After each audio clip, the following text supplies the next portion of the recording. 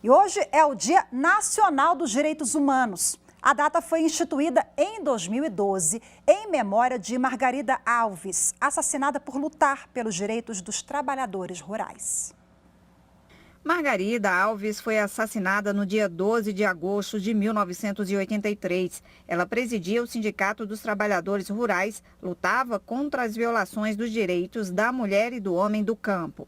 Para esse historiador, o caso de Margarida representa a desobediência dos direitos humanos na época. O que há em comum entre esse passado e esse presente, e o discurso de crítica e de combate aos direitos humanos, é o objetivo de não responsabilizar aqueles que violam a lei, de manter impunes aqueles que cometem crimes, ainda que sob a proteção, ainda que sob a justificativa de estarem a serviço do Estado.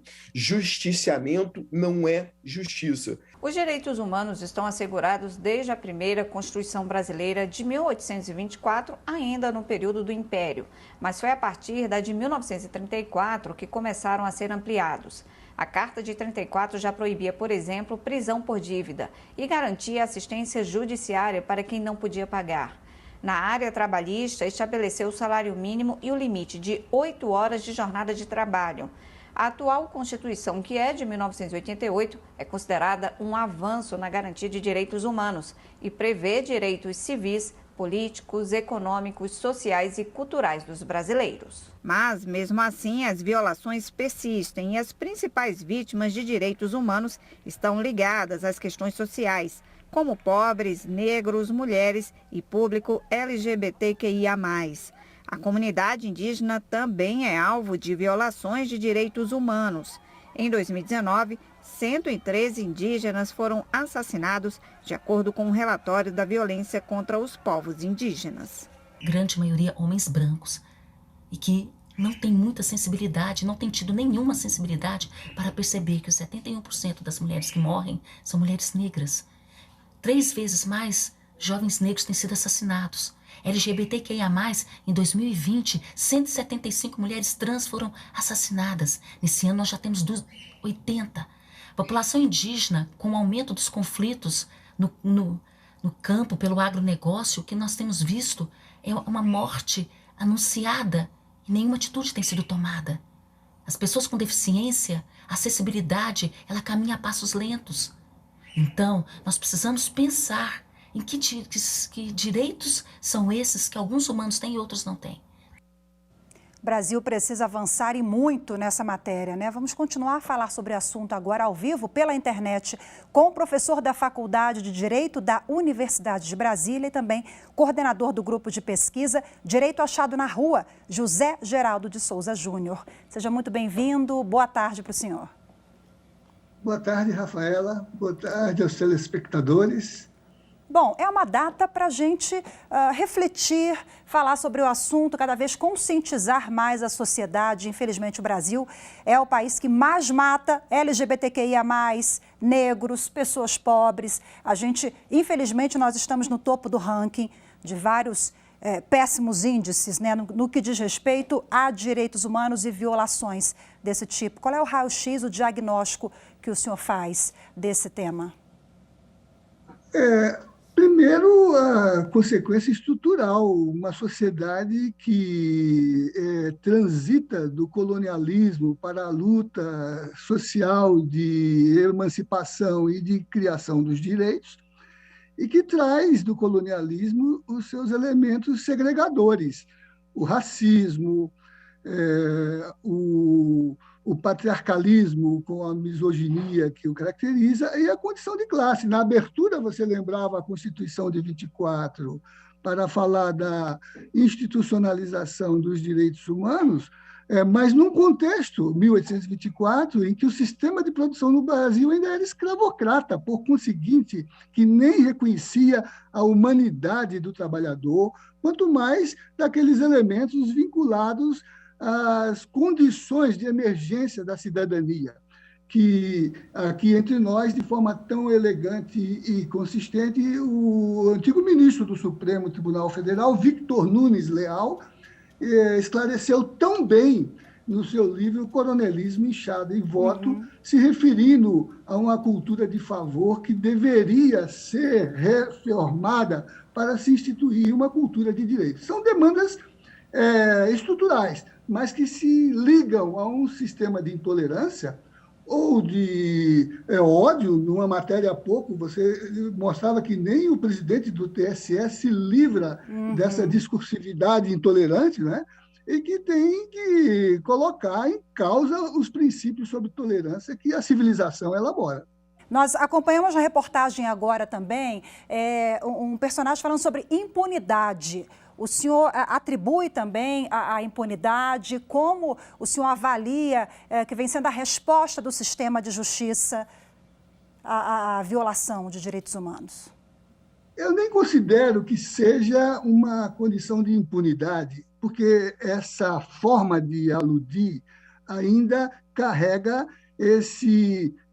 essa dimensão intolerante de que as condutas tenham que ser alvo de uma postura sacrificial, né? É, na verdade, uma questão pedagógica de transformar as instituições, criar base para vencer, por exemplo, a seletividade do próprio direito penal, vencer, por exemplo, aquilo que se instala nos sistemas organizados como formas ideológicas que reproduzem as estruturas de intolerância. A gente fala, por exemplo, em racismo institucional.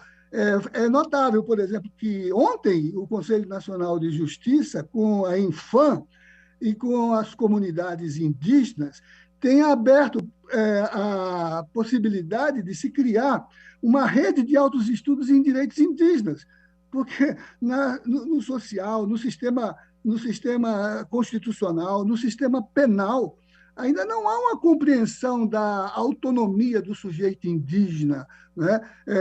E que, menos do que questão de impunidade, é de reconhecimento. Né?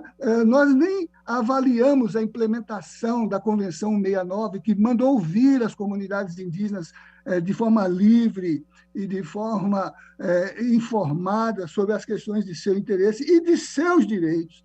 Então, vencer esses obstáculos, que são obstáculos ideológicos, né? Que, pior do que a impunidade, é usar o sistema jurídico de forma seletiva e de forma incriminadora, né? Como dizia Maquiavel, para os amigos tudo, para os inimigos a lei. Então, eu acho que é um pouco configurar que esse processo, que aliás levou o ministro Lewandowski, quando assumiu a presidência do Supremo, a dizer que as suas principais metas na gestão seria, primeiro, universalizar a audiência de custódia para inibir essa prática da tortura e da violência contra a dignidade da pessoa humana, ainda que se trate de um excluído pelo sistema penal. E, segundo, educar os magistrados para o conhecimento dos temas de direitos humanos, porque, por pesquisas à disposição, se tem que os magistrados pouco ouvem sobre direitos humanos nas escolas de formação e poucos conhecem as decisões das cortes interamericanas ou das cortes internacionais sobre a realização dos direitos humanos. Projeto dele. Então, eu acho que menos do que impunidade é mais educação, que, aliás, são as diretrizes da Declaração de Princípios da Unesco. Pensar melhores leis, educar, dar acesso à informação, contribuir para o desenvolvimento da consciência individual e buscar soluções. Estão aí as soluções, essa que o Conselho Nacional está levando agora sobre a rede, a justiça comunitária, que faz diálogo com o social e modifica as estruturas discriminatórias e seletivas da aplicação do direito. Agora, para a gente finalizar, me parece que esse assunto vem ganhando a adesão da sociedade. A gente, devagarzinho, nós estamos avançando, né, doutor Geraldo? E, inclusive, nesse exato instante, está em curso, por convocação de uma centena de entidades, com a participação de magistrados, membros do Ministério Público, de realização de um Fórum Social Mundial temático Justiça e Democracia, exatamente para se discutir essas questões ligadas à educação para a cidadania e uma reflexão não só sobre o sistema de justiça, mas sobre a justiça que se procura ter acesso, de maneira a que se pense uma sociedade de direitos que emancipe, que leve em conta as estruturas de intolerância e vença, né, na disputa de projetos de sociedade, aqueles que trabalhem em uma educação para a fraternidade, para a solidariedade, para o conhecimento dos direitos, para a realização dos direitos, para a tarefa de humanização dos sujeitos. É, né? O que a gente precisa cada vez mais, né? Humanizar, refletir sobre o assunto, informar. Muito obrigada por compartilhar conosco aqui todas essas reflexões, doutor José Geraldo de Souza Júnior, que foi reitor da UNB, professor da Faculdade de Direito. Muito obrigada, boa tarde, até a próxima. Boa tarde, Rafaela. Obrigado. Tchau, tchau.